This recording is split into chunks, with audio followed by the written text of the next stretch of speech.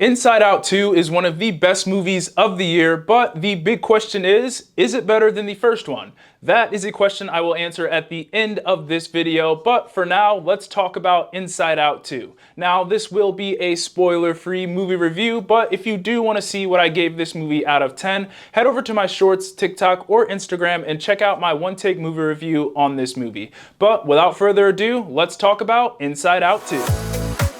So this film is directed by Kelsey Mann, and he has worked on some other Pixar movies like Monsters University, The Good Dinosaur, and Onward. And he finally gets to direct his first Pixar movie with Inside Out 2. And in this movie, we follow Riley as a teenager, and once joy and the other emotions inside Riley's head get introduced to some brand new emotions, things change pretty quickly for not only them, but Riley as well. Starting things off with the good, and the first thing I have here is the story and just overall depth of this movie. Now, this film dealt with some pretty complex ideas, and it explored and visualized those ideas in a way that was super easy for everyone to understand. Now, on the surface, this seems like a pretty straightforward movie, but when you think about what this movie was actually trying to say, you really realize how much emotional depth it actually has. And without spoiling it, this movie was essentially about feeling all of your emotions, both the good and the bad, because that is what makes you, you. The way they displayed anxiety in this thing was just absolutely amazing, but for me, it was the ending of this film that I thought was the best part. Now, I can't talk about this without spoiling it, so if you don't want spoilers, just go to this timestamp on the screen, because I'm gonna talk spoilers here for just a second.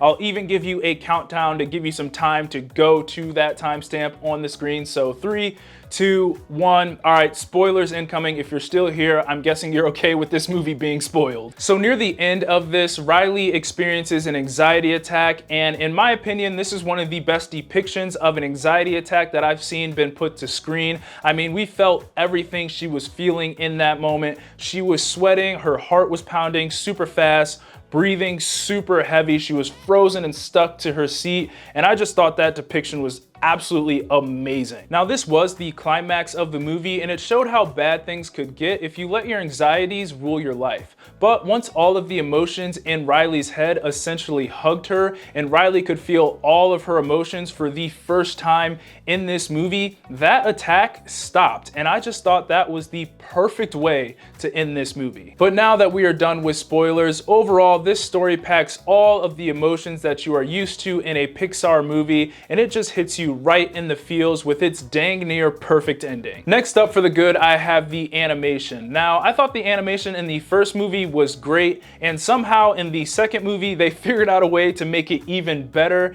and I was just amazed by the amount of detail they were able to put into things this time around. I mean, you could see everything from the sweat on Riley's face to the texture of all of the emotions, and the more I think about it, I don't think I've ever seen sweat look so real in an animated movie. But I guess what I'm trying to say is the animation in this was so detailed and so just visually stunning that it really immersed you in this movie. And on top of that, they also mixed in some 2D animation with a couple of side characters, which I thought was super fun and creative, considering that Pixar is more known for their 3D computer animation. Next, for the good, I have the voice acting, and I just have to bring this up because the entire cast killed it in this movie. I mean, if I had to picture what I thought emotions would sound like in my head, it would pretty much sound exactly how they sounded in this movie. The two that impressed me the most, though, were new additions to the cast in Ayo Edebiri as Envy and Maya Hawke as Anxiety. Now, I thought they both did great, but Maya Hawke as Anxiety absolutely stole the show in my opinion, and she was nothing short of phenomenal in this movie. And I know a lot of work goes into voice acting, and it can be pretty tough sometimes because you have to display all of your emotions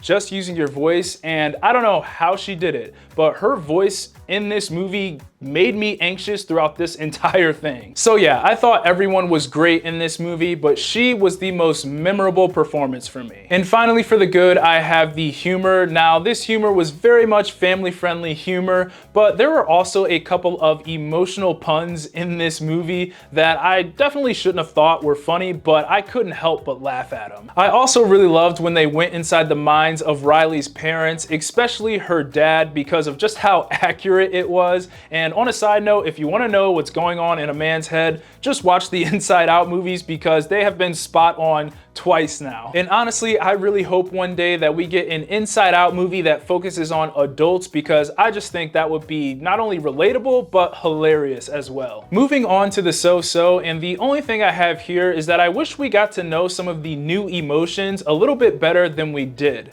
Now, I thought Anxiety was a great character, but she essentially played the villain of this film, which meant she got a lot of the focus, so we didn't necessarily get to know some of the other new emotions like we got to know her. They were all super cool characters, and I just wish they got a little bit more screen time than they did. Now, this movie was essentially dealing with 9 different emotions slash characters, so it was probably pretty tough to split time evenly between all of the characters in this movie. So obviously you're gonna have more of that, or more of a focus, getting a little bit more screen time than the others. So with that, I just think embarrassment, envy, and ennui got overshadowed a little bit by anxiety. And finally, getting into the bad, and the only thing I have here is that as much as I liked this movie, the plot did feel pretty similar to the first one. So pretty much just like the first movie, some of the emotions find themselves outside of headquarters, and that's when things start to go wrong with Riley. So just like in the first one, they go on this big adventure to get back to headquarters and save Riley. And even though they expanded on the emotional depth from the first, and we also got to explore a little bit more of Riley's mind, they still did follow some of the same beats from that first film. So for my final thoughts, I think this is one of the best movies of the year.